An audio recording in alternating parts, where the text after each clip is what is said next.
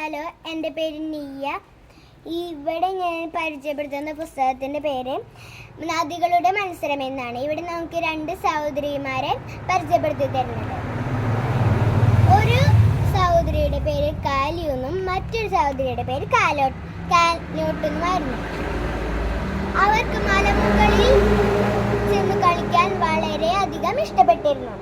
അവർ ഒരിക്കൽ മലമുകളിൽ ചെന്ന് കളിക്കുന്നതിനിടയിൽ താഴെ ഒരു സൂര്യനെ കണ്ടു. അപ്പോഴാണ് അവർ ആ താഴ്വര ശ്രദ്ധിക്കുന്നത്.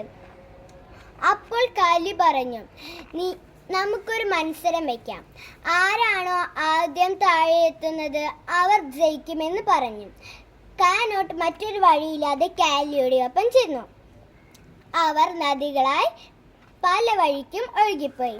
അവരങ്ങനെ ഒഴുകിപ്പോകുന്നതിനിടയിൽ കാലിന് വഴി തെറ്റി. കാനോട്ട് വളരെയധികം ദൂരെ എത്തിയപ്പോൾ അവൾ തിരിച്ചു വന്നു ചേച്ചി ചേച്ചി എന്ന് അവൾ വിളിച്ചു. അങ്ങനെ കാനോട്ടിനെ കണ്ടപ്പോൾ അവളെ വിളിക്കാൻ ചെന്നപ്പോൾ രണ്ട് പാറകൾക്കിടയിൽ മുട്ടി 5 നദികളായി ഒഴുകിപ്പോയി. അവർ ഒഴുകിപ്പോയത് കാനോട്ട് നിന്നിരുന്ന തടാകത്തിലേക്കായിരുന്നു. അങ്ങനെ ഇരുവരും ഒരുമിച്ച് ഒഴുകിപ്പോയി. Thank you.